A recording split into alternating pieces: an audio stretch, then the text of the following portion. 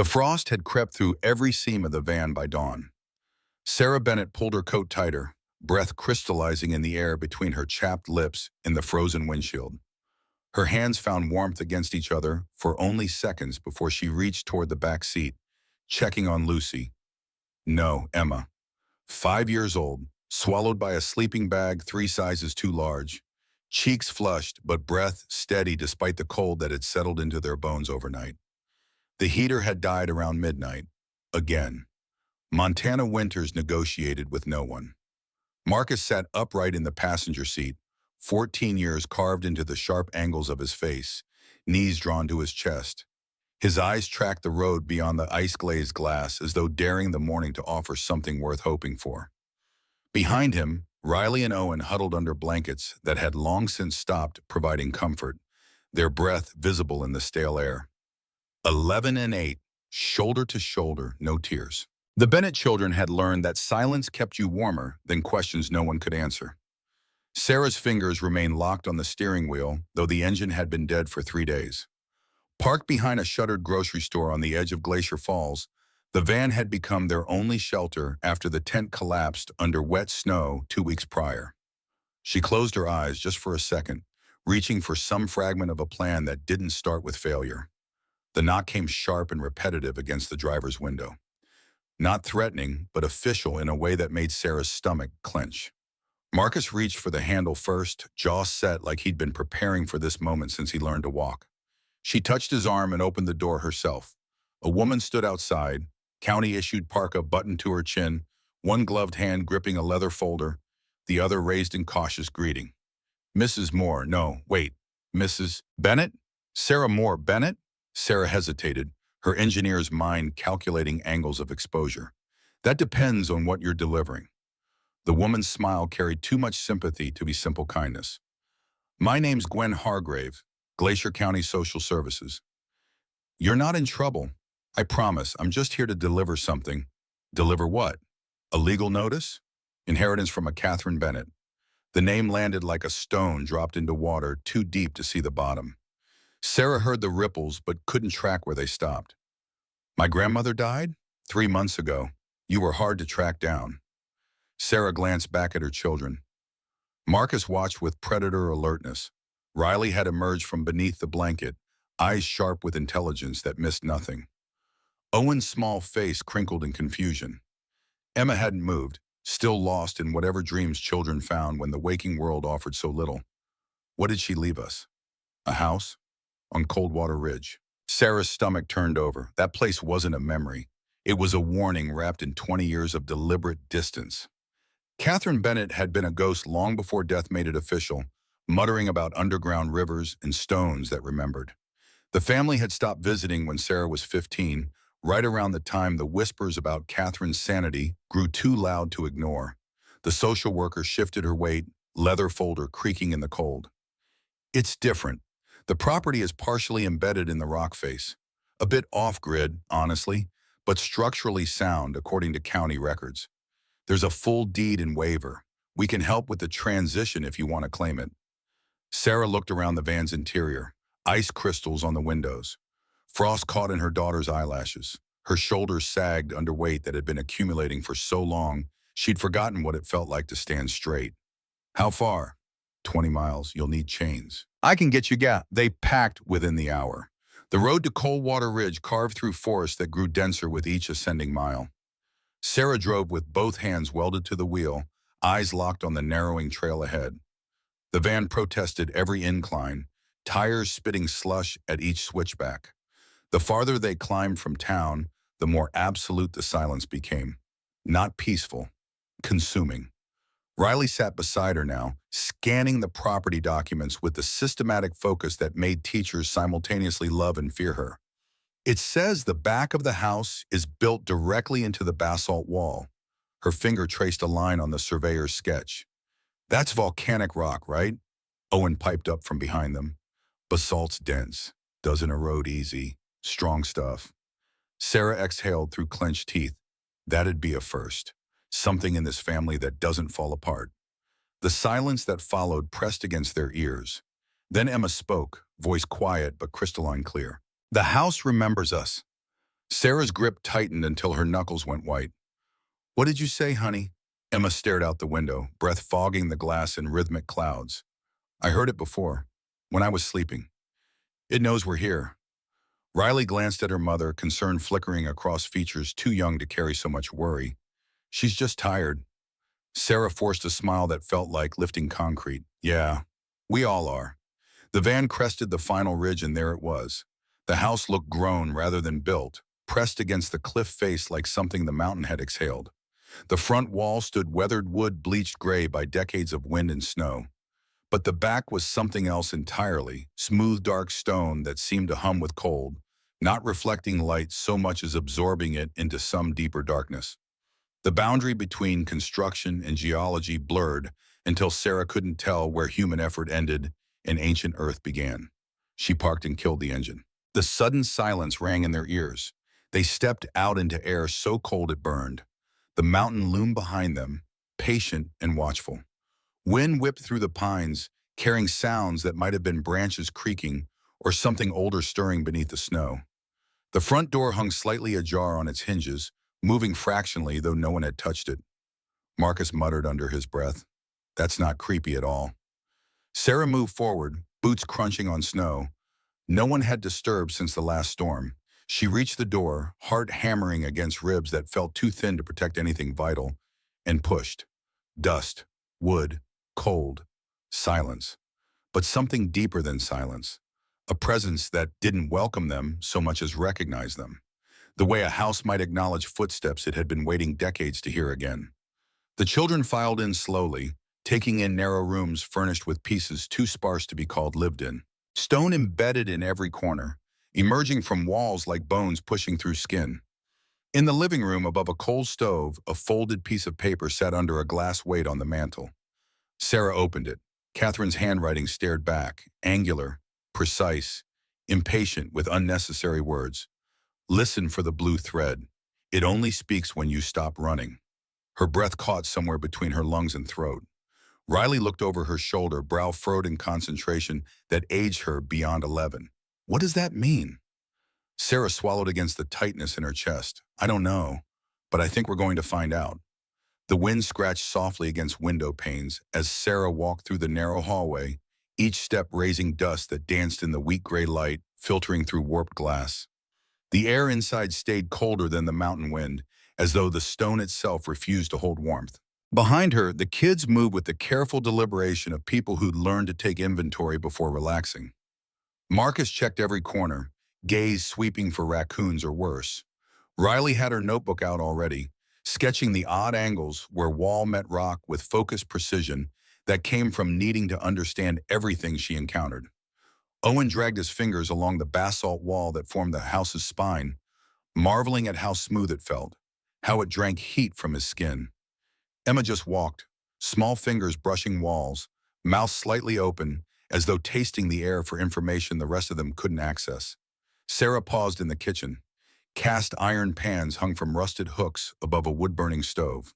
A battered table with one conspicuously short leg sat beneath a skylight frosted with ice. She touched the counter, white tile yellowed by time, and imagined Catherine's hands here, chopping roots, brewing teas, muttering about pressure and groundwater, like scripture only she could read. Riley's voice cut through her thoughts from the far end of the living room. "Mom, there's something behind this shelf." Sarah crossed the floor, brushing past dried herbs that crumbled to dust at the slightest contact. Riley pointed at the bottom edge of a bookcase built into the wall where wood didn't quite meet floor. The paneling looked different there, less worn, newer than everything around it. Sarah crouched, running fingers along the seam. Something clicked beneath her touch, a soft mechanical pop echoing beneath floorboards. The entire shelf shifted an inch outward. Owen let out a small involuntary gasp. Marcus came running, flashlight already in hand. Sarah gripped the shelf's edge and pulled gently. It swung open like a door, revealing a narrow stairwell descending into darkness. Cold air breathed up from below, damp and mineral-heavy. Marcus spoke flatly. "Nope, nope, nope, nope." Riley elbowed him without looking away from the opening. "It's just a basement." Sarah stared down into the darkness. Except it wasn't just a basement. She could feel it the way skin tingles right before a storm breaks. She reached for Marcus's flashlight, flicked the beam into the void below. Stone walls, a ladder affixed to one side, the faint scent of metal and earth and time. She turned back to the kids. "Stay up here." Owen protested immediately. "This is the coolest part. That's why I'm going alone." Sarah grabbed the flashlight tighter and stepped down slowly. The cold deepened with each rung. 10, then 12. At the bottom, her boots met uneven, hard-packed dirt. The walls were part natural stone, part reinforced paneling held together by metal brackets that supported ceiling beams. Maybe 8 feet wide and 10 long, but filled with things that made her breath catch. A workbench, piles of notes, old lab equipment, coiled wires, and in the center a machine Sarah had only seen in textbooks during her environmental engineering coursework. A hydrophone. Ava's voice floated down from above. "Mom, you okay?" Sarah answered without looking up. "Yeah, I just found whatever the hell Grandma was building down here." She walked to the table, brushing dust from equipment that looked maintained despite abandonment. The hydrophone connected to a receiver, which wired to a power source. A backup battery blinked green, slow and steady, like a heartbeat refusing to quit. Sarah pressed the switch. Static filled the chamber. Then something deeper emerged. A slow pulsing sound, soft as breath and low as a heartbeat. It came from deep beneath the earth, irregular and resonant, in ways that made her engineer's brain catalog it as wrong. Not mechanical, not random, something else entirely. She stood there, frozen, listening to something that sounded alive. They spent the afternoon cleaning and exploring. Riley cataloged Catherine's notebooks carefully, sliding each into Ziploc bags she'd salvaged from the van. Owen kept recording audio samples from the hydrophone, playing them on loop and adjusting dials like he'd been training for this moment his entire 8 years. Marcus set up makeshift barricades in front of windows with old furniture. His military caution learned from nowhere but necessity. Emma drew chalk circles on the floor in front of the basement hatch, whispering so it won't feel lonely. When night fell, the unease returned.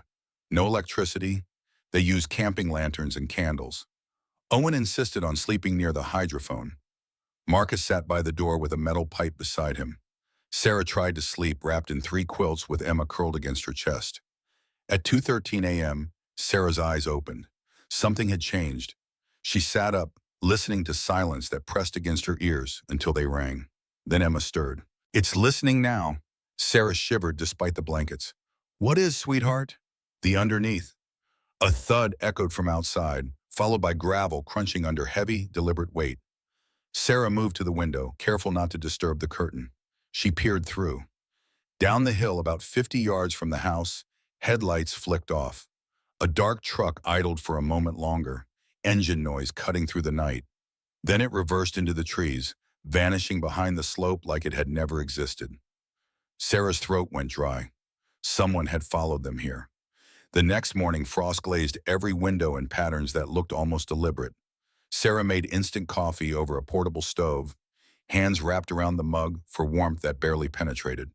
She grabbed the thickest notebook, labeled Blue Thread, Year 7 in Catherine's sharp handwriting, and slid it into her backpack. "We're going into town." She looked at the kids, already awake and moving with the efficiency of people who'd learned not to waste energy on comfort. "We need answers." "Elijah?" Marcus asked from where he was rolling up his sleeping bag. "About what?" Sarah looked toward the basement hatch, then back at her children. "About why this house remembers us and what it's trying to say." Glacier Falls Public Library looked like it had been forgotten by time itself. Squat red brick with ivy strangling half the outer walls, sitting across from an empty playground whose swings squeaked even when wind wasn't blowing. Sarah parked the van outside, engine rattling once before going silent, like it was finally ready to quit. Marcus stared at the building. "You sure this is where we'll find someone who cares?" No, but Catherine did. Inside, the air smelled like old books, lemon cleaner, and mildew losing its battle with both.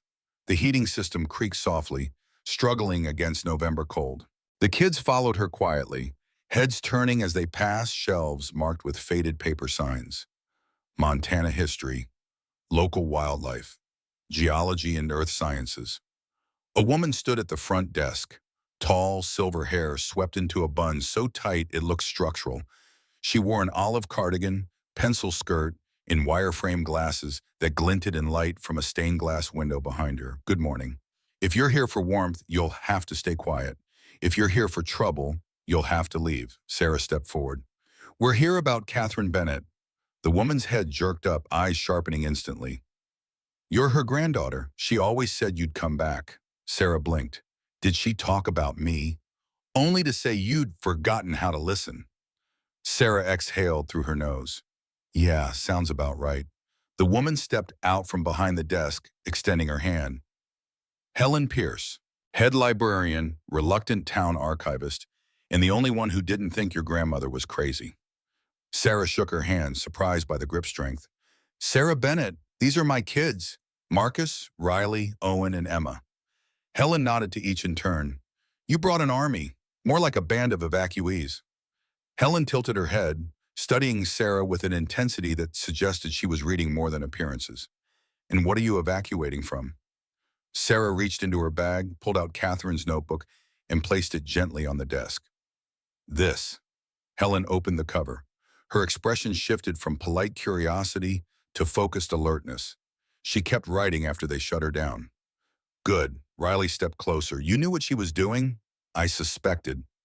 Helen's finger traced a page of hand-drawn topography. She came here often, didn't speak much, but she always borrowed the same books. Underground aquifers, sound wave mapping, harmonic frequencies in mineral basins. Owen perked up. We found her hydrophone. It still works. Helen looked up sharply. It picked up something, Sarah said. Like a pulse. Not random, not natural. Helen nodded slowly. She wasn't crazy. She was recording something no one else could hear. She motioned for them to follow. They walked through a narrow side hallway, down into a locked archive room. Fluorescent lights buzzed overhead, flickering weakly. Filing cabinets lined the walls, labeled by year and topic. The smell of damp paper and forgotten things saturated the air. Helen knelt at a cabinet marked Environmental Reports and pulled out a file labeled Clear Flow Monitoring Disputes 2011-2016. Your grandmother filed complaints with the county board, state water authority, even the EPA. None of it stuck. Riley opened a manila envelope, extracting a typed letter with Catherine's signature at the bottom.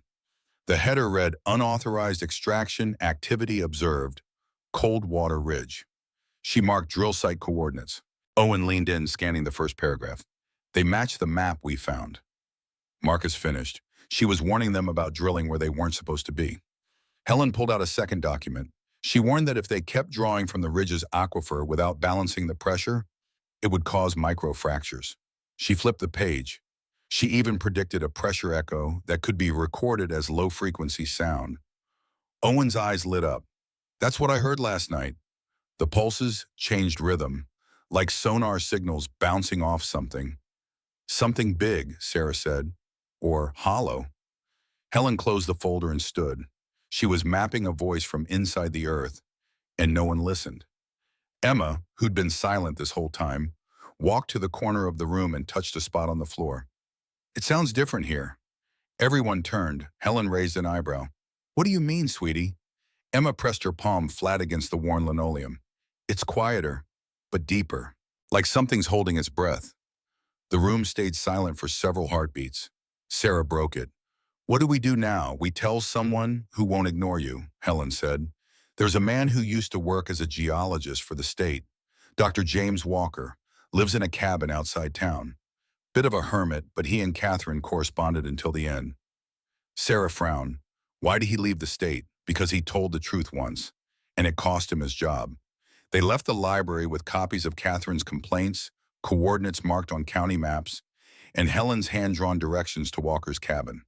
The sun was already lowering behind the ridge when they pulled back onto the main road, shadows reaching across snow like fingers. Before heading to Walker's, Sarah made one stop. Frank's Auto Repair sat at the edge of town, nestled between an old fire tower and the remnants of a sawmill that hadn't operated in over a decade. A sun-bleached open sign swung weakly in the wind. Sarah pushed the door open. A bell jingled above her head, and heat slapped her in the face. Hold on, a gruff voice called from the back. Frank Dawson emerged a moment later, wiping grease from his hands with a rag so stained it had probably seen two wars. Wiry, mid-60s, with a face carved by years and sun and eyes that held permanent squint, like he never fully trusted what he was looking at. You're Catherine's girl. Sarah blinked. That obvious? He shrugged.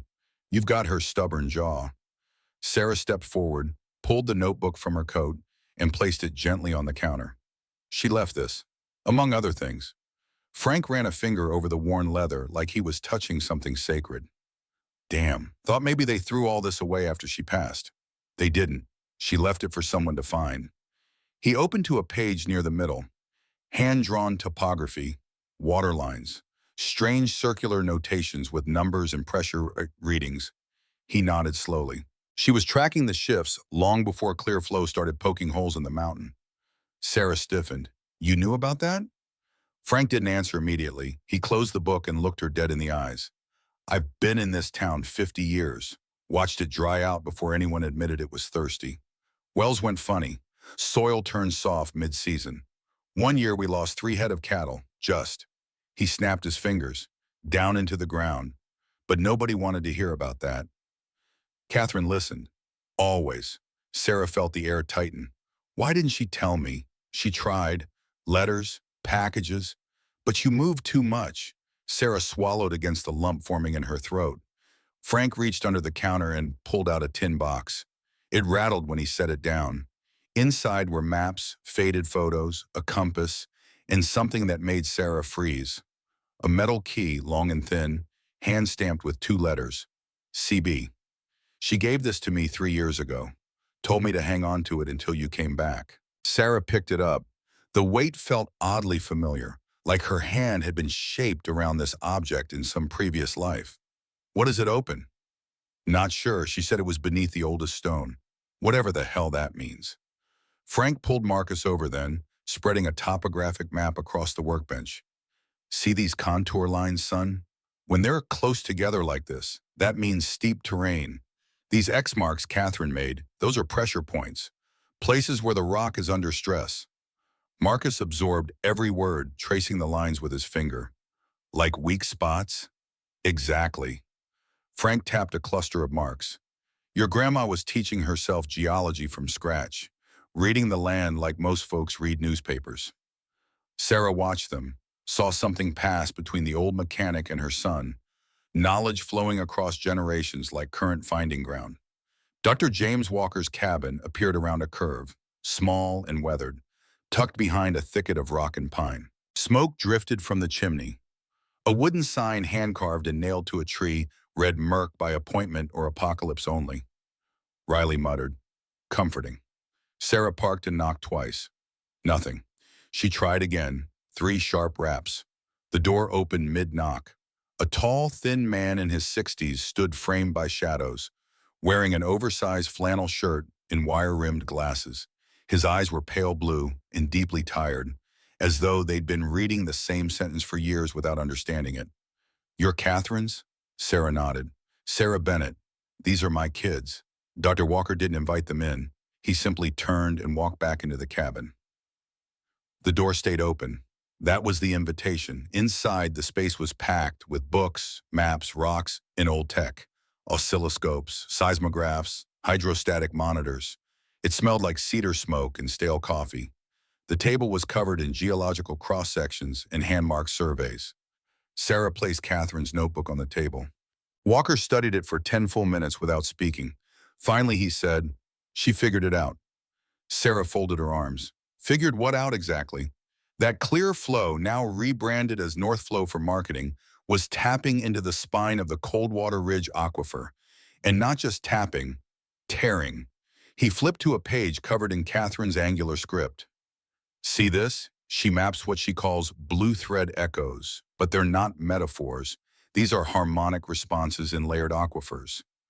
Resonance patterns. Owen stepped forward. So the sound we're picking up, it's the ridge? Walker gave the boy a surprised glance, then nodded. The ridge, yes, but also pressure waves traveling through fault lines. When you fracture an aquifer's tension zone, it doesn't just leak, it vibrates. And if surrounding rock can't take the displacement, it shifts. Marcus frowned. And shifting rock means what? Walker exhaled. It means collapse.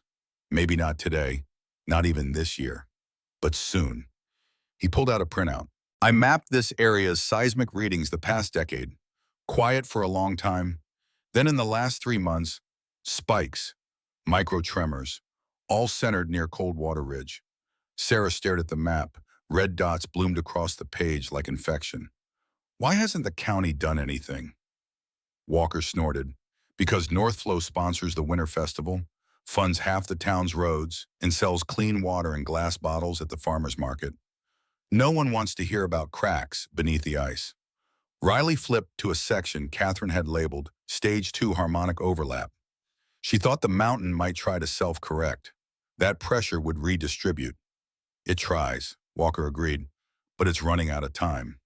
Sarah looked up. We need help making this public. Walker met her gaze. You can't unhear a warning once it starts screaming. You sure you're ready for that? I have 4 kids living on top of that ridge. Sarah's voice came out harder than she intended. We passed ready a long time ago. Walker studied her for a moment, then pulled out his phone. There are others who tried to stop this. People who got pushed out, discredited, fired. Maybe it's time we stopped hiding. Sarah's phone buzzed then. Unknown number. She let it go to voicemail. When she checked it minutes later, a smooth male voice played through the tinny speaker. Mrs. Bennett, this is Bradley Kenton from North Flow Industries. We should talk. Soon. The temperature in the cabin seemed to drop. Walker looked at Sarah. They know you're here, and they know what you found. Sarah's jaw tightened. Then we need more than proof. We need people they can't intimidate. Walker made 3 calls. The first went to Sheriff Tom Reeves, retired 5 years after exposing county board corruption that cost him his pension. The second to Jack Carver, Marine veteran who'd lost his son to contaminated water in Flint and had been tracking environmental crimes ever since. The third to Frank, who already knew Catherine's maps better than anyone living. By nightfall, they were gathered in Walker's cabin, 5 adults around a table covered in geological surveys, 5 children watching from the corners, learning what happened when people decided to stop being quiet. Tom Reeves arrived first. 55, still carried himself like he wore the badge. I've been watching North Flow for 5 years. They own half the county board. But I've got an inside contact. Engineer named Daniel Porter. His wife got sick from their contaminated runoff. He's been documenting everything. Jack Carver came last. Buzz cut, marine tattoo visible on his forearm, eyes that tracked every entrance and exit without appearing to move. Walker told me about your situation. I'm here to help. He noticed Marcus immediately, the way the boy stood near the door, alert, protective. Carver walked over, voice low. You've been the man of the house a while, haven't you? Marcus nodded, wary. Come here, let me show you something. Outside in the cold dark, Carver taught Marcus to read terrain the way soldiers do. Always know your exits. Watch for repeated vehicles. If something feels wrong, trust it. Your instincts kept your family alive this long. Don't stop listening to them now. Marcus absorbed every word like someone dying of thirst. When they came back inside, Reeves had spread a map across the table. Porter sent me this yesterday. Encrypted. Internal memo from North Flow dated 2018. Walker read it aloud. Geological survey confirms fault instability. Risk assessment, high. Recommendation, cease drilling. He flipped to the next page. CEO response. Acceptable risk given extraction timeline. Continue operations. Legal has structured liability offshore. The silence that followed felt like the moment before something breaks. Sarah's hands shook as she reached for the document. They knew. They've known for 6 years. Carver's jaw clenched. Then we stopped them. Walker pulled up satellite imagery on his laptop. Catherine installed what she called an anchor mic in 1997. Deep hydrophone meant to record long-term. It's accessed through the old fire tunnel behind the riverbend. Frank helped her install it. Frank nodded. Still there. Entrance is buried, but we can reach it. Riley was already taking notes. If we get that data, combine it with what Mom found. Owen's analysis. Owen interrupted, excited. I can prove the pattern. Show that every pressure spike precedes a tremor, that it's not random, that it's predictive. Reeves leaned back. We present this to EPA, DOI, State Geological Task Force. With Porter's inside documentation and your evidence, they can't ignore it. But, Carver said, they'll fight hard. This needs to be tactical, coordinated. We get one shot. Sarah looked around the table. At Walker, who'd lost his career for speaking truth. At Reeves, who'd lost his pension. At Carver, who'd lost his son. At Frank, who'd watched 3 cattle vanish into earth that shouldn't have opened. At her children, who deserve better than another disaster. We do this right, Sarah said. We do this together. And we make sure Catherine's voice finally gets heard. Emma stood up suddenly from where she'd been sitting quietly, hands over her ears. It's changing. The humming. It's scared now. Owen checked his laptop, face going pale. Seismic spike. Biggest yet. Walker pulled up the monitoring station feed. That's not a warning anymore. That's the beginning. Through the window, in the distance, trees swayed though no wind blew. The ground beneath their feet trembled. Just once, just barely, but enough. Carver stood. We're out of time. We go tonight. Carver spread a topographic map across Walker's table, his finger tracing entry routes with the precision of someone who'd planned operations in far more hostile terrain. 2-team approach. Alpha goes in. That's me and Marcus. Bravo holds overwatch position here and here. He tapped 2 elevated points flanking the Riverbend approach. Sarah's protest came immediately. I should be going down. Carver didn't look up from the map. You're needed topside coordinating. Marcus has the build for tight spaces and he's already shown tactical awareness. Plus, if something goes wrong, your kids need their mother alive. Marcus straightened, something like pride and terror mixing in his chest. I can do it. Carver finally met Sarah's eyes. This is reconnaissance and data extraction. Not combat, but it has to be done right. Walker pointed to the anchor mic location on his geological survey. 17 minutes minimum to download 73 years of recordings. Maybe 20 if the system's degraded. That's a long time to stay hidden. Frank pulled out a canvas bag filled with tools. I've got bolt cutters for the grate, headlamps, rappelling gear if the ladder's rusted through. And these. He held up 3 small black devices. Signal boosters. Owen can monitor from up here in real time. Owen's face lit up. I can track the download progress and listen for security frequencies, Reeves added. My contact Porter says North Flow's running night patrols since equipment started failing. They know something's happening, but can't pinpoint what. Riley was already sketching a timeline in her notebook. If we leave now, we hit the site around 2200. That's optimal. Patrol shift change, reduced visibility, cold enough that thermal signatures blur. Carver studied the girl with new appreciation. You've thought about this. I think about everything. Riley's voice held no arrogance, just fact. They loaded into 2 vehicles, Carver's pickup and Walker's old Jeep. Emma insisted on coming, pressing close to Sarah's side. I can help. I can hear things. Sarah started to refuse, but Walker interrupted. She's not wrong. If she can detect engine frequencies before we can, that's tactical advantage we'd be stupid to ignore. The drive took 40 minutes on logging roads that barely deserve the name. They parked a mile out, killed the engines, and walked the rest in darkness, broken only by filtered moonlight through cloud cover. The forest pressed close, pine branches heavy with snow that occasionally dumped onto their shoulders with soft impacts that made everyone freeze. Emma walked between Carver and Marcus, her small hand gripping Carver's jacket. Every few minutes she'd tilt her head, listening to frequencies the rest of them couldn't access. Clear. She'd whisper. Nothing yet. They were 40 yards from the riverbend when Emma's hand shot up. Stop! Everyone froze. Engines, 2 vehicles, northwest, half mile. Carver motioned them into the brush. They crouched in frozen silence, Marcus mirroring Carver's low stance exactly the way he'd been taught an hour ago. Sarah held Emma close, one hand over her daughter's mouth, not to silence but to comfort. 30 seconds passed. Then headlights swept across the ridge road above them. 2 white trucks with Northflow security decals, moving slowly, searchlights scanning the forest. After they passed, Carver turned to Emma. How did you know? She shrugged, matter of fact. Different sound than wind, more metal. Walker exhaled slowly. That's not intuition. That's acoustic sensitivity in the infrasound range. Some people, very few, can detect frequencies below 20 hertz. Seismic activity, large machinery, predator movement. It's documented but rare. Carver looked at Sarah. Your daughter just saved this operation. The River Bend location looked like nothing. Overgrown scrub and moss-covered rocks.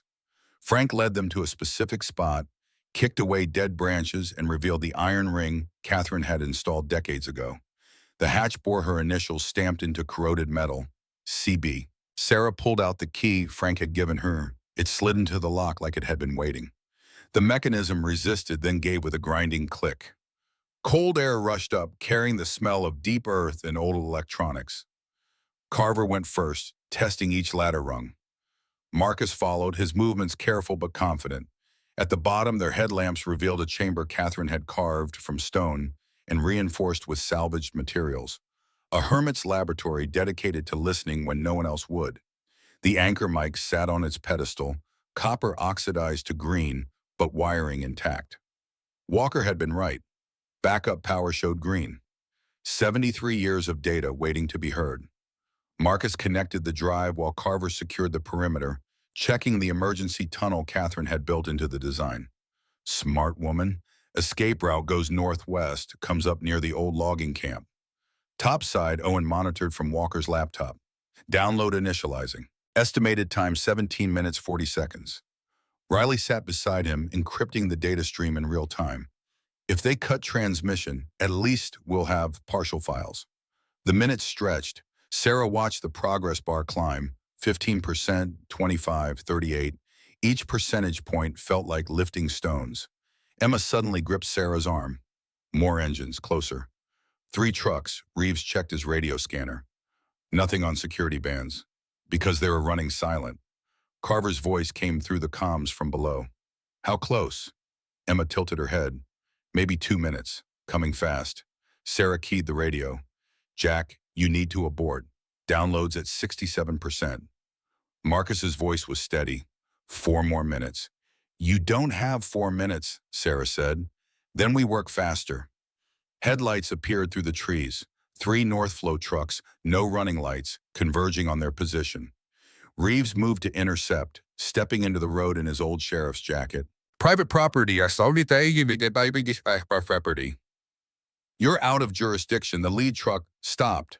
A man stepped out. Corporate security, not local patrol. We have reports of trespassing. Vandalism. We're authorized to investigate. Reeves stood his ground. Show me authorization. The man pulled out a phone instead of papers. Started filming. This is being recorded. You're interfering with corporate security operations. Emma whispered urgently. They're not here to talk. They're stalling. Riley looked at her. Stalling for what? Emma pointed at her other ear. More coming, from the east. They're surrounding us. Sarah grabbed the radio.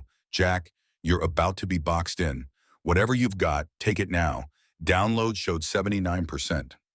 Marcus's hands moved across the interface, trying to accelerate the extraction. Come on, come on. Carver was already disconnecting cables. We take what we have and move. Emergency tunnel. Now, Marcus yanked the drive at 82%. Data showed 36 gigabytes transferred. It would have to be enough. They moved into the narrow tunnel Catherine had carved. Emergency lighting barely functional. The passage forced them to crouch, shoulders scraping against stone. Behind them, the sound of boots hitting ladder rungs echoed through the chamber. Stop! You're in violation of federal trespassing laws. Carver kept moving, pushing Marcus ahead. Don't look back. Follow the lights. The tunnel branched. Carver chose left without hesitation. Muscle memory from years of underground operations in places he'd never talk about guiding him. The ceiling lowered until they were crawling. Marcus's breathing tight but controlled. Behind them, the pursuit faltered. The security team wasn't trained for confined space navigation. But they were calling for backup, voices echoing through stone. A tremor rolled through the earth. Not strong, but enough to rain dirt from above and make the tunnel walls groan. Marcus slipped, caught himself. What was that? The mountain responding? Carver's voice stayed calm. Keep moving. They reached the emergency exit, a grate covered with 2 decades of roots and debris. Together they pushed, muscles straining until the barrier gave way. They burst into night air that felt like salvation after the crushing tunnel.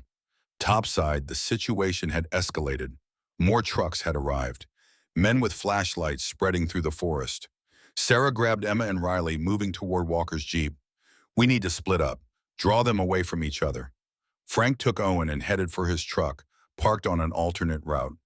Reeves stayed in position, still playing sheriff, buying seconds that might matter. Sarah drove without lights until they were clear, then punched the accelerator. Her phone buzzed. "Carver. We're out, heading to alternate rendezvous point." The garage Frank kept for special occasions was 15 miles south, hidden behind a defunct grain elevator. They arrived in staggered intervals over the next hour, parking inside before anyone turned on lights. Owen immediately connected the drive to his laptop. Even at 82%, they had decades of Catherine's recordings plus her analytical models. But more importantly, Riley's voice cut through the group's exhaustion. "There's an encrypted folder here, separate from Catherine's files. Recent, last modified 3 months ago." Walker leaned over her shoulder. "That's after Catherine died. Someone else added to this." Riley's fingers flew across the keyboard. "It's password protected, but the encryption is corporate standard, not military grade. Give me 10 minutes. 8 minutes later, the folder opened. Internal documents from North Flow Industries. Geological surveys marked confidential. Email chains between executives. Financial projections. And a file that made Sarah's stomach drop. Mineral rights assessment. Coldwater Ridge Basin. Estimated rare earth element deposits, $4.7 billion. The room went silent. Walker read further. Aquifer drilling was never about water rights. It was cover for mineral extraction. They needed access permits, which are easier to get for water than mining. Once they had infrastructure in place, they could pivot operations. Reeves pulled up the email chain. CEO Richard Morse, dated 6 weeks ago. Window closing. Regulatory review incoming Q1. Maximize extraction Q4 before shutdown. VP Operations responds. Geologists warn of critical instability. Recommends suspension pending further study. Morse's reply came 2 hours later. "We'll be gone before it matters. Legal has structured liability offshore. Continue operations." Marcus looked up from reading over shoulders. "They're planning to cause the collapse." "On purpose?" "Not planning," Carver's voice was flat, accepting it as cost of doing business. 7,800 people are just numbers in a spreadsheet to them. Sarah felt rage crystallize into something harder than anger. They're not just criminals. They're calculating mass casualties for profit. Owen's phone buzzed, then Riley's, Frank's, a cascade of notifications. Reeves checked his. "It's Porter, my inside contact. He says emergency drilling operations are starting in 90 minutes. CEO is on site personally. This is their final extraction run before federal investigators arrive tomorrow." Walker pulled up seismic monitors. "If they drill one more time on that fault line, it's not a question of if it collapses. It's how fast." Sarah stood. "Then we have 90 minutes to stop them." Carver was already thinking tactically. "We can't shut down operations legally in that time frame. So we shut them down practically." "Meaning?" Marcus asked. "Meaning we go back and we make sure those drills never start." The plan formed quickly. 3 simultaneous actions. Disable the main generator, corrupt their control systems, and jam their communications. Create enough chaos that they can't execute the drilling operation before federal agents arrived at dawn. Frank laid out tools, wire cutters, signal jammers, portable EMPs he'd built from salvaged electronics. Nothing that would hurt people. Everything that would kill machines. Carver assigned roles. "Marcus, you're with me on the generator. Sarah, you and Frank take the control systems. Walker and Reeves, you coordinate timing and extraction." "What about us?" Riley asked. "You 3 stay here. Be ready to transmit everything to EPA and DOJ the second we signal." Emma stepped forward. "I should go. I can hear their security before they see you." Sarah knelt in front of her daughter. "Baby, this is too dangerous." Emma's voice was small but certain. "The mountain is yelling, Mommy. Someone has to listen." Sarah looked at Carver, who considered, then nodded. She stays in the vehicle with comms, safe position. But her hearing could save lives. They left at 11:47 p.m., two vehicles running dark on logging roads. The Northflow site blazed with activity, three drill towers operational, generator farm humming, security perimeter lit like daylight. Men moved with purposeful urgency, loading equipment, positioning machinery for operations that would punch deeper into already fractured stone. Emma sat in Walker's Jeep, headphones on, monitoring frequencies.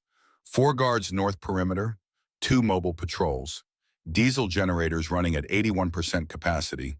Her precision was uncanny, filtered through sensitivity most people would never experience. Carver and Marcus approached from downslope, using terrain for cover the way generations of soldiers had. They reached the fence line, Frank's cutters making quick work of chain link. The gap they created was small, barely enough, but Marcus squeezed through first, Carver following. The generator farm sat isolated from the main structures, safety protocol that now worked against Northflow.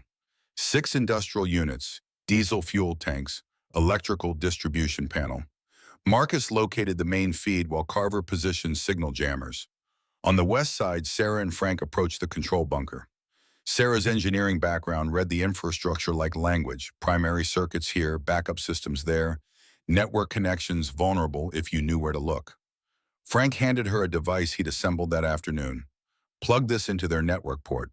Floods the system with garbage data. Won't destroy anything permanently, but it'll take hours to purge. Sarah waited for Marcus's signal. 2 clicks on the radio. When it came, she moved.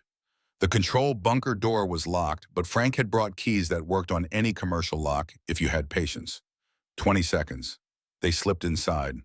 The room was empty, everyone outside preparing for the drilling operation. Sarah found the network terminal, plugged in Frank's device. Upload began immediately. 30 seconds to full deployment. 20 seconds. A door opened behind them, a technician carrying coffee, eyes widening. "Hey, what are you—" Frank stepped forward, hands raised. "We're from county inspection." "Surprise audit." The technician reached for his radio. "Security to control." Sarah yanked the device free at 22 seconds. "Should be enough." They ran. Alarms started wailing. Lights began flickering. In the generator farm, Carver and Marcus disconnected fuel lines, redirected pressure valves, turned Northflow's own safety systems against them. The first generator coughed, died. The second followed. By the time security realized what was happening, the entire northern grid was failing. Backup systems attempted to engage, but Frank's jammers corrupted the automated responses. Lights went dark in cascading failure. Men shouted, someone stumbled, in sudden darkness. A truck reversed quickly. Driver disoriented and clipped a support structure. The structure held for 3 seconds. Then it collapsed into a fuel line. The spark that followed was inevitable. Fire bloomed orange and furious, consuming spilled diesel. Secondary explosions followed as fuel tanks caught. The night became day, shadows dancing violent and huge. "Run." Carver's voice in Marcus's ear was calm despite the chaos. "Don't look back." They ran, Sarah and Frank sprinting from the west, Carver and Marcus from the east, meeting at the fence line as a third explosion sent a mushroom cloud of flame skyward. Behind them, men scattered. Fire spread to equipment, and beneath it all, the ground trembled. Not from explosion, but from something deeper, responding to assault. Emma's voice crackled over the radio, high and frightened. "It's letting go, the mountain. It's letting go right now." The tremor that followed was the strongest yet. Not catastrophic, but undeniable. A crack appeared in the drill site pavement, jagged and spreading. The main tower groaned, tilted, and fell with the screaming sound of tortured metal. Then a sinkhole opened. Not huge, not the collapse Walker had feared, but enough to swallow the fallen tower, enough to drop the southeast corner of the platform by 15 feet, enough to prove Catherine had been right about every single warning she'd issued. They reached the vehicles as the fourth explosion lit the sky. Owen was filming on his phone. Riley was already uploading files. Walker was on the phone with the FBI field office in Missoula, voice urgent. And overhead, the sound of helicopter blades approached. Federal agents flooded the site within 20 minutes. Not local police. FBI Environmental Crimes Unit, EPA Criminal Investigation Division, agents who'd been mobilizing since Porter's first contact with Reeves. They'd been waiting for probable cause. The fire and collapse gave it to them in footage that would play on every news channel by morning. From their position on the ridge, Sarah watched men in Northflow uniforms being detained, watched federal agents securing the site, watched her children safe in Walker's Jeep, exhausted but alive. Carver sat beside Marcus, quiet. "You did good tonight, partner." Marcus nodded, too overwhelmed for words. "Your dad would be proud." Carver's voice was soft. Marcus turned. "I don't remember my dad. My mom never talks about him." Carver was quiet for a moment. "Then you take pride in the man you're becoming, not because of who made you, but because of what you choose." Sarah watched them from a distance, saw Marcus lean slightly toward Carver, saw the veteran's hand rest on her son's shoulder. Something in her chest, wound tight for years, loosened fractionally.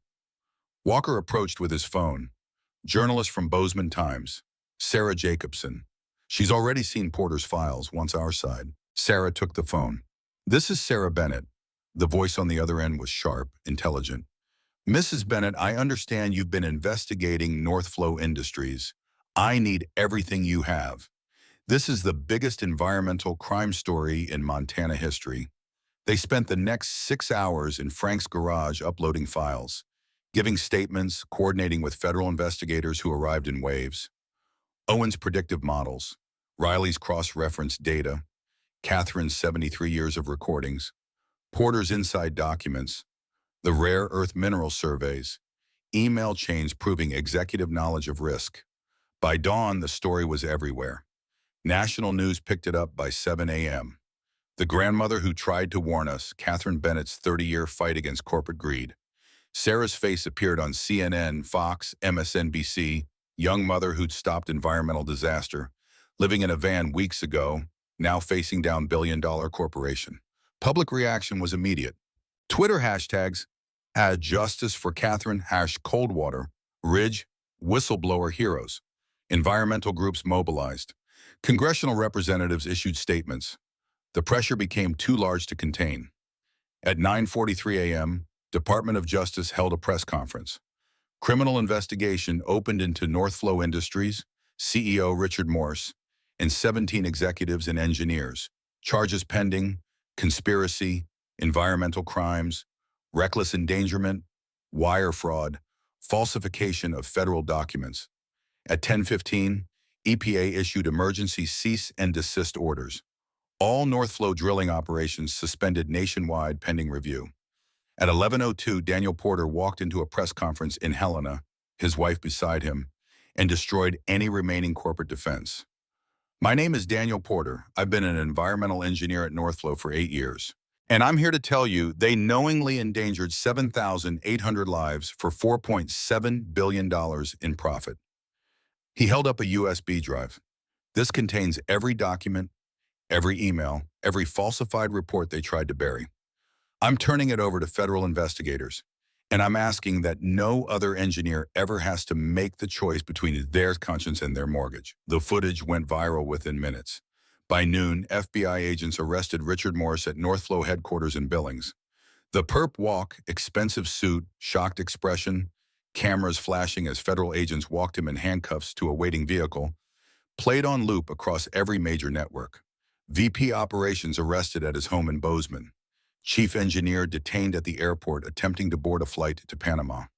Sarah watched the coverage from Frank's garage, surrounded by people who'd become more than allies. "We did it," she said, not quite believing. "No," Walker corrected gently. "Catherine did it. We just made sure people finally listened." That afternoon, Glacier Falls held an emergency town meeting. The elementary school principal found Sarah outside the community center. "Mrs. Bennett, 340 children. That's how many kids would have been in that building when it collapsed." Her voice broke. "Thank you doesn't cover it. But thank you." In Heartland, the meeting was chaos. Some residents angry. Northflow had provided jobs, tax revenue. Most grateful, their homes, their families, their futures intact because someone had cared enough to fight. Sarah stood when asked to speak. "I didn't do this alone. My grandmother spent 30 years being called crazy for trying to protect this community. Dr. Walker lost his career for speaking truth. Sheriff Reeves lost his pension. Jack Carver lost his son. Frank Dawson kept faith when faith cost him. Daniel Porter risked everything. And my children, who deserve better than another disaster, but got instead a chance to be part of something larger than fear. She looked across the assembled faces. We don't stop environmental crimes with silence. We stop them by listening to the people who warn us, believing the science that scares us, and having courage to act when action costs something. Catherine left me a house and a mission. I'm not done with either. The applause started slow, then built. Afterward, back at Catherine's house, their house now, Riley was cleaning the study when she found another hidden compartment behind a loose panel. Inside, a sealed envelope marked in Catherine's handwriting, open 1 year after. Sarah stared at it, fingers trembling as she picked it up. What else didn't you tell me, Grandma? Riley moved beside her. Do we open it now? Sarah looked at the date on the envelope. 1 year from Catherine's death would be in 3 months. No, she said it for a reason. She had reasons for everything. That evening, they sat together in the restored house, heat finally working, food in the cupboards, something resembling stability after months of freefall. Marcus helped Owen set up better monitoring equipment. Riley cataloged Catherine's remaining notebooks. Emma drew pictures of mountains that no longer screamed. The television played news coverage on mute, and in one segment, a reporter stood in Wyoming. Similar concerns have been raised here about Aquaterra Solutions, a company with suspected ties to Northflow's parent corporation. Local ranchers report the same pattern: mysterious drilling operations, dying livestock, ignored warnings. Carver, who'd stayed for dinner, looked at Sarah. You think it's connected? Sarah stared at the Wyoming footage, then at the sealed envelope on the mantel. This is only the beginning, she said, Catherine's words echoing across the years. How many more sites? How many more warnings ignored? Walker pulled up his laptop. If Northflow was using shell companies for mineral extraction, there could be dozens. Different names. Same pattern. Reeves's phone buzzed. He read the text, face grave. Porter's network has found 2 more engineers willing to talk. One in Nevada, one in Arizona. Both say the same thing. Sarah stood, moved to the window, looked out at mountains that held secrets in stone and water. Catherine spent 30 years fighting alone. She didn't win because she was stronger. She won because she refused to stop. She turned back to the room. We can't save everyone, but we can save someone. And if we save someone, maybe we teach others how to save themselves. The envelope sat on the mantel, waiting. 3 months until it could be opened. Sarah had a feeling she knew what was inside. Maps, coordinates, names of people and places Catherine had tracked for decades. Not an ending, but an expansion. Emma looked up from her drawing. Are we going to help them? The people in Wyoming and Nevada? Sarah knelt beside her youngest daughter. Would you want us to? Emma nodded. The mountains are still talking. Just in different places. Outside in the darkness of Coldwater Ridge, the land was settling. Not healed. Healing would take years, but stabilizing. Learning to trust again that someone was listening, that warnings could be heard, that the voices crying out from stone and water and fractured earth might finally find their echo in human action. In 3 months, they would open Catherine's envelope. In 6 months, Sarah would testify before Congress. In a year, the Bennett Environmental Justice Network would have 47 member communities across 9 states. But tonight, they were simply a family that had survived by learning the hardest lesson: that silence protects nothing, and the only way to honor the dead is to finish what they started. The mountains remembered, Catherine remembered, and now, finally, so would everyone else. The calendar on the wall marked 1 year exactly since Catherine Bennett's death certificate had been issued. Sarah stood in what was now called Bennett Research Station, watching snow fall across Coldwater Ridge through windows that no longer leaked. The house had been transformed, walls insulated, roof sealed, solar panels installed with grant money from the environmental settlement. What Catherine had built in secrecy now operated in full light. Marcus pushed through the door carrying firewood, shoulders broader than they'd been 12 months ago, moving with confidence that came from knowing his strength had purpose. 15 now, accepted to West Point with a recommendation letter from Jack Carver that Sarah had read only once before filing it away to protect herself from the emotions it stirred. Riley worked at the table where Catherine's maps had once spread in isolation, now surrounded by geological surveys from 7 states. 12 years old and already published in the Junior Geological Society Journal for her paper on aquifer recovery patterns. Universities were already sending recruitment materials. Owen sat with headphones monitoring acoustic sensors they'd installed across the basin, part of a network that now fed data to USGS in real time. 9 years old and consulting with federal scientists who'd stopped being surprised that some of the best insights came from someone who should still be in elementary school. Emma drew at the window, 6 now, her hyperacusis managed through therapy and training. She'd become a spokesperson for the condition, helping doctors understand that what seemed like disability could be transformed into extraordinary capacity with the right support and context. Sarah had been appointed environmental coordinator for Coldwater Basin, a position created specifically to prevent what had nearly happened. The van they'd lived in sat under a tarp behind the house, kept not from sentiment, but as reminder that security was never guaranteed, that everything could change in a single decision. Walker now directed the Montana Regional Geological Monitoring Network from an office in Helena, though he spent most days in the field. Reeves served his second term as county commissioner, the corruption that had cost him his badge now purged from local government.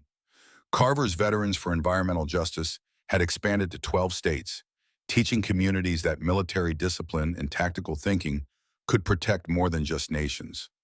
Frank had retired comfortably, his garage transformed into a community workshop where he taught teenagers mechanical skills they'd actually use. The male coalition that had formed in crisis had become infrastructure, spreading knowledge the way mycelium spreads beneath forest floors, invisible but essential. But the envelope still sat unopened on the mantel where Sarah had placed it 11 months prior. Today was the day Catherine had specified. Today the next chapter began, whether they were ready or not. Sarah called everyone together, not just her children, but the full team. Walker drove up from Helena, Reeves came from the courthouse, Carver arrived with 3 of his veteran trainees, Frank brought tools for no reason except he always brought tools. Daniel Porter joined via video call from witness protection, his testimony having secured convictions that would keep North Flow executives in prison for 15 years. The envelope felt heavier than paper should. Sarah broke the seal with hands that had stopped shaking months ago, pulled out documents that changed everything. Catherine's letter sat on top, handwriting as sharp as the day she'd penned it. My dearest Sarah, if you're reading this, you stopped Northflow. I knew you would. You inherited my stubbornness in your mother's heart. The combination is lethal to people who profit from silence. But Coldwater was never the whole story. Just the loudest alarm in a system designed to ignore warnings until catastrophe becomes inevitable. I spent 30 years tracking a pattern that terrifies me more than any single site. Northflow is one name. Behind it are dozens of shell corporations, all owned by the same offshore holding company. They target rural communities where people are too poor to fight and too scattered to organize. The playbook never changes, only the location. I've documented 3 other sites at critical risk. I tried to stop them alone. I failed because one voice, no matter how persistent, can be dismissed as obsession or madness. But you have something you never did. You have proof. You have credibility. You have a team. Most importantly, you have understanding that this work isn't about heroics.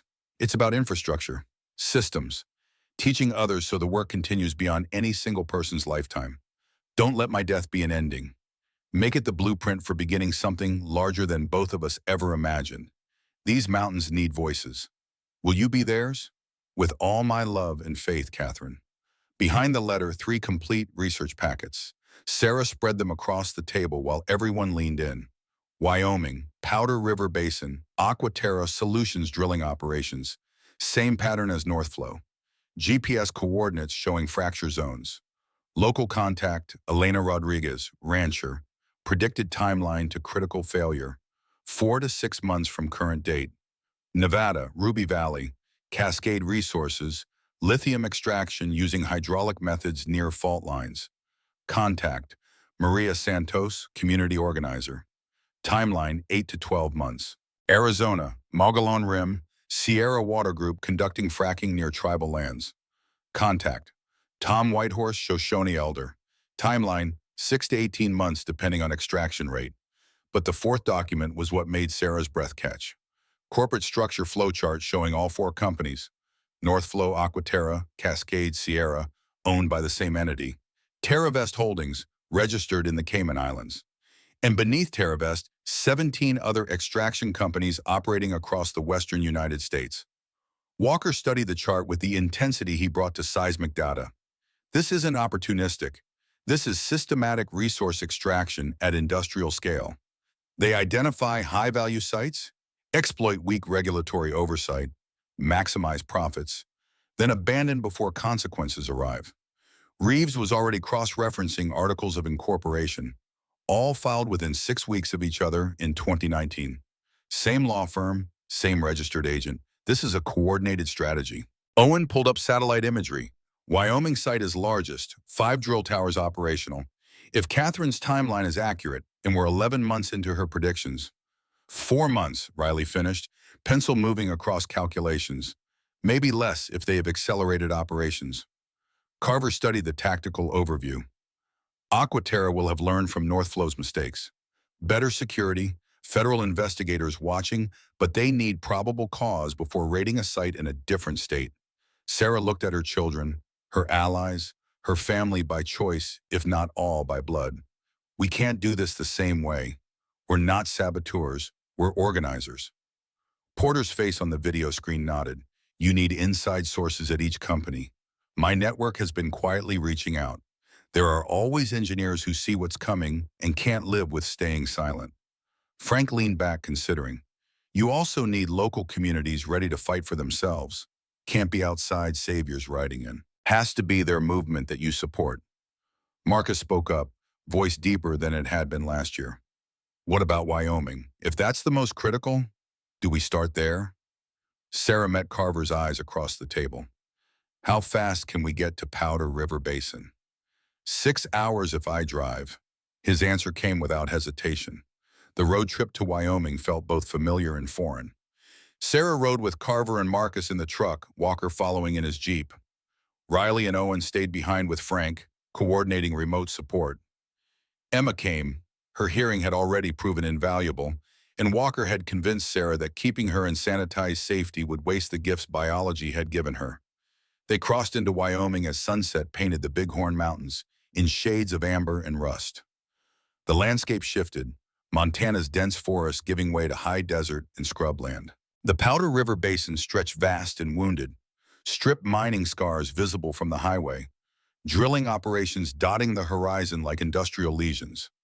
Elena Rodriguez's ranch sat 40 miles from the nearest town, accessible only by dirt roads that tested even Carver's truck suspension. The house looked tired, paint peeling, windmill turning slowly above a barn missing half its roof. But the woman who met them on the porch radiated the kind of strength that comes from generations of refusing to quit. You're the cold water people. Elena's voice carried the flatness of someone who'd learned hope was dangerous. Come in. Coffee's fresh. Inside, her kitchen table was covered with the same kind of documentation Catherine had accumulated. Photos of dried wells, dead livestock, land surveys showing ground subsidence. We've been trying to stop Aquaterra for 3 years. County board won't listen.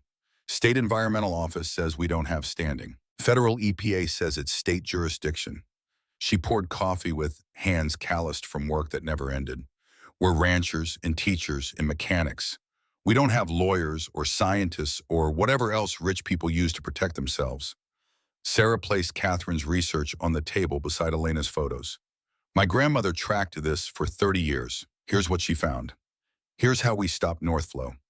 Here's what we can teach you to stow Aquaterra. Elena studied the documents, something shifting behind her eyes. You're not here to do it for us. We're here to show you that you already have everything you need. Sarah's voice held certainty earned through the hardest kind of learning. You just need to know how to use it. They met with Tom Whitehorse that evening at the community center, a prefab building that served as school, church, and gathering space. 68, Shoshone, with eyes that saw through pretense to the truth beneath.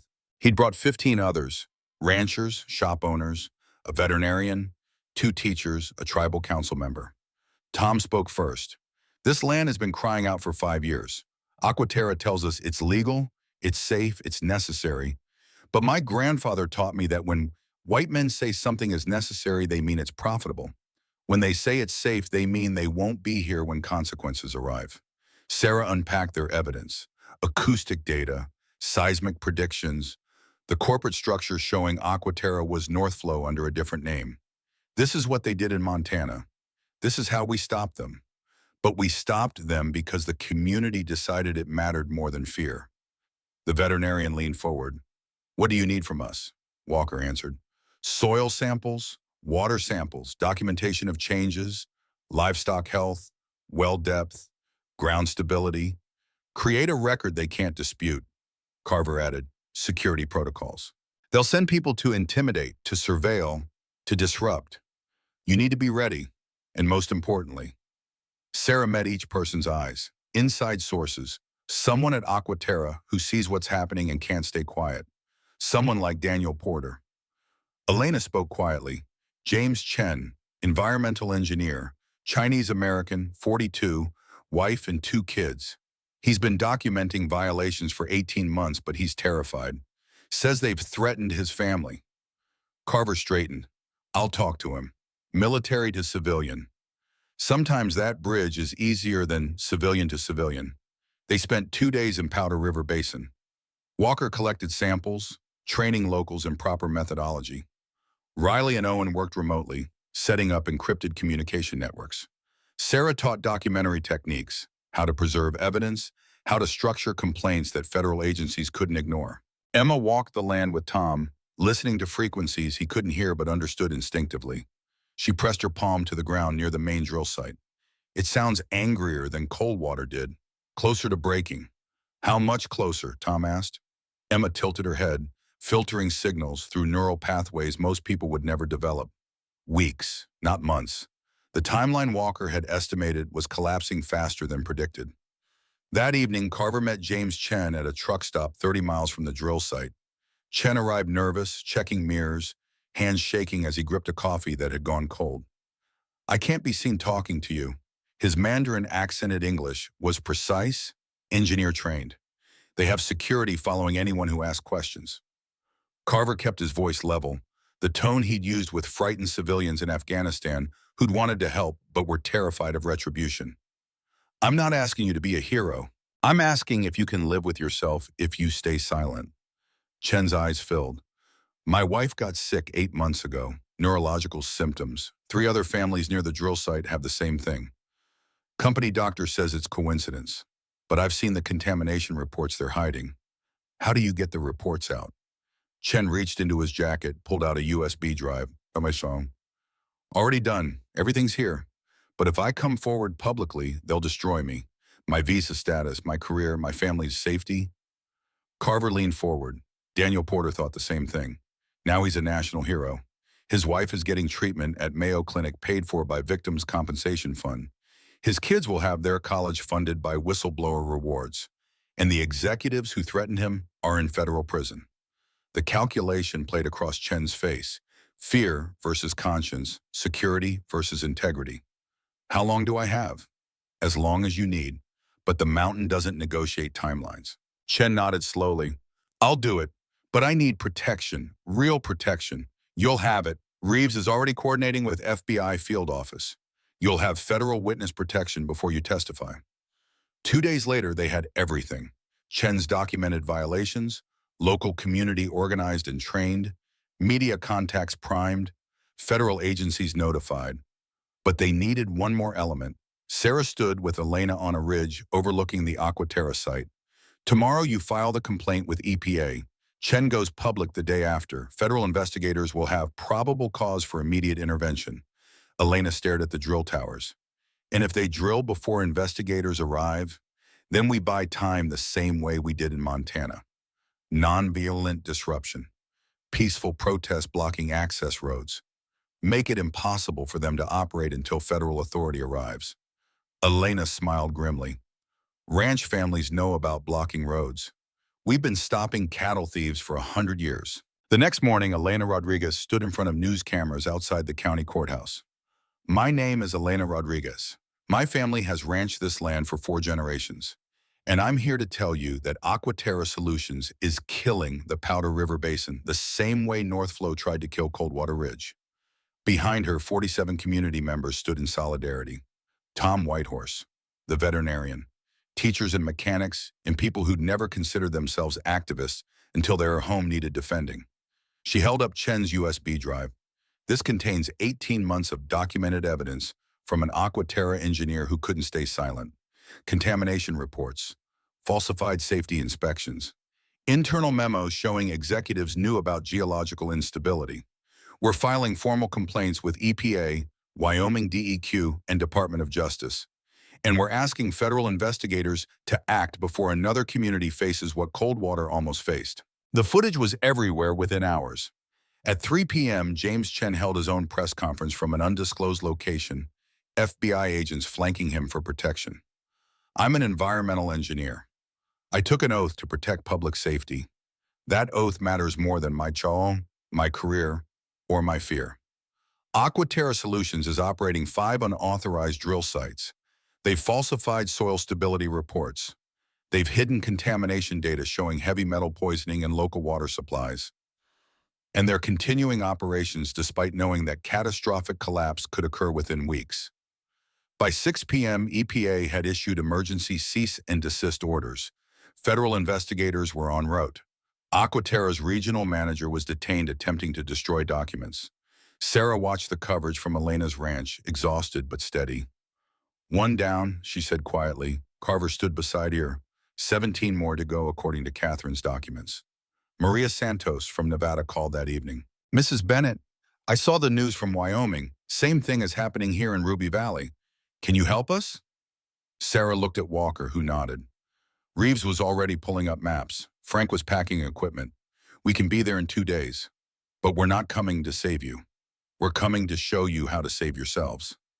Nevada followed the Wyoming playbook but moved faster. They'd learned efficiency through repetition. Local community organization, inside whistleblower recruitment, evidence documentation, media coordination, federal notification. Within 3 weeks, Cascade Resources was shut down, executives under investigation, and Ruby Valley was learning to breathe again. Arizona came next. Tom Whitehorse's cousin connected them to tribal lands where Sierra Water Group was fracking near sacred sites and contaminating aquifers that supplied 3 reservations. The tribal council already had sovereignty and legal standing. They just needed the evidence and coordination to force federal action. By the time Bennett Environmental Justice Network held its first formal organizational meeting, they had 47 member communities across 9 states. Sarah had testified before 3 congressional committees. The Catherine's Law proposal was moving through Senate with bipartisan support, mandatory independent geological surveys before any extraction, community notification requirements, federal whistleblower protections, criminal penalties for falsifying safety reports. 6 months after opening Catherine's envelope, Sarah stood in a Senate hearing room, her children seated behind her. Senator Chairman opened the session. "Mrs. Bennett, you've become something of a folk hero, single mother who stopped corporate environmental crime. But you've said repeatedly that you're not a hero. Why?" Sarah looked at the rows of senators, staff, journalists, citizens.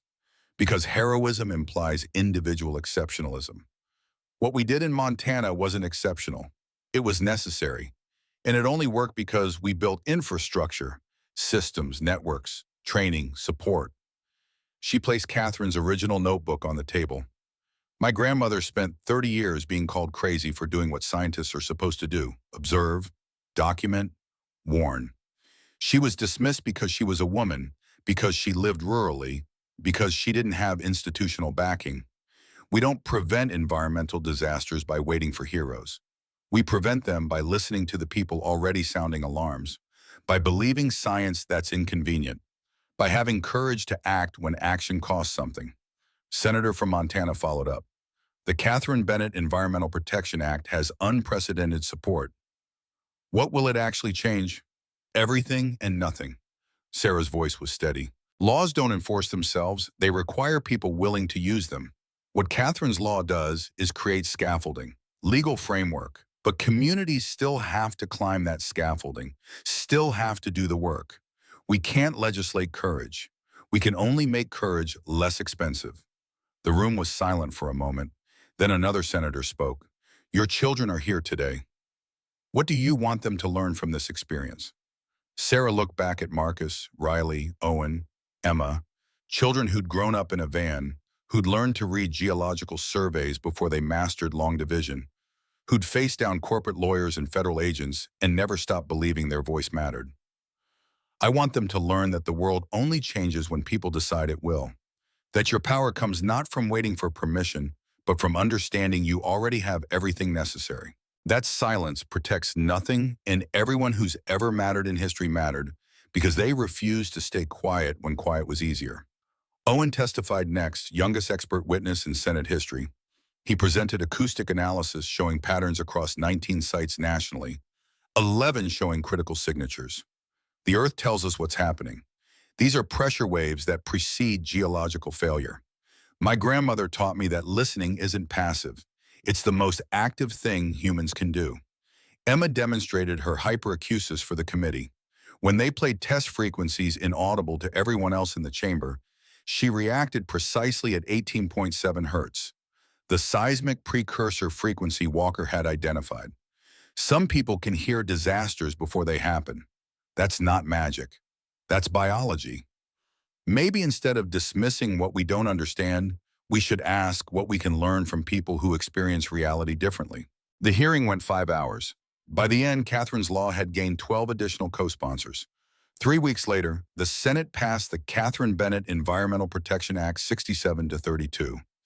Mandatory independent surveys, community consent requirements, federal whistleblower protections, criminal penalties for falsification, funding for citizen science networks. The House followed 1 week later. The president signed it into law on the anniversary of Catherine's death, using a pen made from wood salvaged from her house. Sarah stood in the rose garden watching the signing, overwhelmed by the strangeness of trajectory, from homeless to here in 18 months. But what mattered wasn't the ceremony. It was the 47 communities now organized, the 200 citizen scientists trained, the 17 extraction companies now under investigation, infrastructure built to outlast any single person's involvement. Richard Morris, former Northflow CEO, was convicted on 14 counts and sentenced to 15 years in federal prison. The company liquidated with $2.3 billion in fines and restitution distributed to affected communities. Glacier Falls used their settlement to build clean water infrastructure and fund scholarships for students pursuing environmental science. Tom Whitehorse called her cell phone one evening. Mrs. Bennett, the Shoshone Council wants to honor your family. Traditional blessing ceremony. Will you come? Sarah accepted. The ceremony happened at sunset on land that had once been threatened, now protected. Tom spoke in his native language, then translated. We honor those who hear what others dismiss, who speak when speaking costs something, who understand that land and people are not separate things, but the same thing in different forms. Catherine Bennett heard our mountains crying. Her granddaughter taught us to hear ourselves. He placed a necklace around Sarah's neck, turquoise and silver, bearing symbols for water and stone and listening. Wear this so others know you walk with us. Back in Montana, Bennett Research Station had become genuine institution. Students came from universities to learn Catherine's methodology.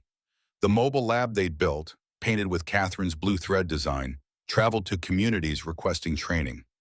Marcus spent weekends with Carver, preparing for West Point while teaching community defense tactics. Riley was already being recruited by USGS despite being only 13. Owen consulted with federal scientists twice his age. Emma gave presentations at medical conferences about hyperacusis as capacity rather than disability. But Sarah knew the work was far from finished. TerraVest Holdings still existed. Shell companies still operated. Catherine's documents had exposed 4 sites. The corporate structure suggested 13 more. One evening, 6 months after the Senate testimony, Sarah sat with the full coalition around the table that had become their command center. Walker showed satellite imagery of Colorado. Same pattern, different company name. But signature pressure changes match everything we've seen. Carver looked at tactical approach. We've refined the methodology, First contact to federal intervention now averages 42 days. We're getting efficient, Frank added, and communities are starting to reach out before crisis. Prevention rather than response. Reeves smiled. That's what success looks like. You work yourself out of a job. But Sarah was reading an email on her phone, face troubled. This is from Nevada. Maria Santos. She says TerraVest has been buying out vocal community members. Not threatening, just offering enough money that people leave rather than fight. That's new, Walker said. Legal, harder to combat than intimidation. Marcus spoke from where he'd been studying. They're adapting, learning from failures. If we're building infrastructure to stop them, they're building infrastructure to circumvent us. Sarah stood, walked to the window overlooking Coldwater Ridge. The ridge itself was healing. Seismic activity stabilized. Aquifer pressure balanced, monitoring systems detecting changes before they became dangerous. But healing here meant nothing if extraction companies just moved to the next vulnerable community. She turned back. We need to scale faster, train more people, build regional networks that don't depend on us personally. This can't be about Sarah Bennett, the folk hero. It has to be about systems that work when we're not in the room. Over the next year, they did exactly that. Bennett Environmental Justice Network expanded to include regional coordinators in 12 states. Training manuals were written, translated to Spanish and Navajo and Mandarin, legal templates shared, whistleblower recruitment strategies distributed. The network became self-sustaining, organic, resilient because it wasn't dependent on any single node. Sarah gradually shifted from frontline to infrastructure. Less testimony, more training. Less media appearances, more curriculum development. Teaching others not just what to do, but why it mattered and how to teach others in turn. Walker was appointed Montana State Chief Geologist, position created specifically to ensure science-driven policy. Reeves won his Senate race, carrying environmental protection into state legislature. Carver's Veterans Organization was now national, with chapters teaching tactical community defense from Washington to Georgia. Frank's workshop had trained over 300 teenagers in practical skills that made them employable and confident. Marcus left for West Point that September, taller and steadier than Sarah could quite believe. On his last night home, Carver came by with a gift, his own Marine dog tags from deployments he'd never discussed. You don't need these, but I want you to have them anyway. Remember that serving something larger than yourself is the only thing that ever matters. Marcus held them carefully. Thank you for everything you taught me. Carver's voice was rough. You taught yourself. I just showed up. Coldwater Ridge held a memorial dedication 1 year after Catherine's law passed. Bronze statue in town square. Catherine with notebook and hydrophone, looking toward mountains. The plaque read, "She heard what others wouldn't listen to. She spoke when others stayed silent. She remembered what others tried to forget." At the ceremony, Sarah spoke briefly. My grandmother wasn't crazy. She was early. There's a difference. She gave us tools, patience, precision, courage to speak truth to power. This memorial isn't an ending. It's a reminder that one voice persistently raised can save thousands, but only if others choose to listen, to believe, to act. The crowd was hundreds, people whose homes hadn't collapsed, whose children hadn't been buried, whose futures remained possible because someone cared enough to be dismissed as crazy for 30 years. Afterward, back at the research station, Sarah sat with her children around the table where Catherine's maps had first revealed the scope of what they faced. The wall behind them held a map showing 47 member communities. Colorado, Idaho, New Mexico, Utah marked with pins representing active cases. Riley was reviewing a new case file. Oregon, possible extraction operation near Crater Lake. Community organizer reaching out for support. Owen monitored real-time seismic data from 7 states. Everything's stable. The systems are working. Emma drew mountains on her tablet, headphones monitoring frequencies from the network of sensors they'd installed. She looked up suddenly. Mom, the blue thread. I can hear it from Colorado now. Sarah smiled. Then that's where we look next. But Marcus was gone to West Point. Riley would leave for Stanford in 3 years. Owen would follow wherever his acoustic research led. Emma would find her own path. Sarah had learned the hardest lesson, that good work meant building systems that continued after you stepped back. That legacy wasn't about being remembered, but about creating structures that made remembering unnecessary because the work was simply how things operated. She looked at Catherine's photo on the wall. "We're not done, Grandma, but we're not alone anymore either." Walker arrived with coffee. "New case just came in. Utah. They're asking for training on evidence documentation." Carver followed. "And I've got 3 more veterans who want to join the coordination team." Frank brought tools because he always brought tools. Reeves appeared via video call from the state capitol. Budget committee approved funding for community geological monitoring program. "We're going statewide." The work continued. Not because Sarah Bennett was exceptional, but because she'd learned what Catherine knew, that the land remembers everything done to it, that silence protects nothing, that the only way forward is teaching others so the work outlives any single life. Emma put down her drawing pad. "Where do we start?" Sarah looked at the map, the pins, the communities asking for help. "Same way Grandma Catherine did. We listen, and then we teach others to listen, and then those others teach more, until listening becomes the default instead of the exception." The sun set behind Coldwater Ridge, painting snow in shades of amber. Inside Bennett Research Station, plans formed for Oregon, for Utah, for wherever the blue thread led next. Outside, mountains held their secrets in stone and water. But now, finally, someone was listening, and more importantly, teaching others to hear. Catherine's voice had traveled 30 years to reach this moment. Sarah's voice would travel as far as necessary to ensure no one had to scream alone again.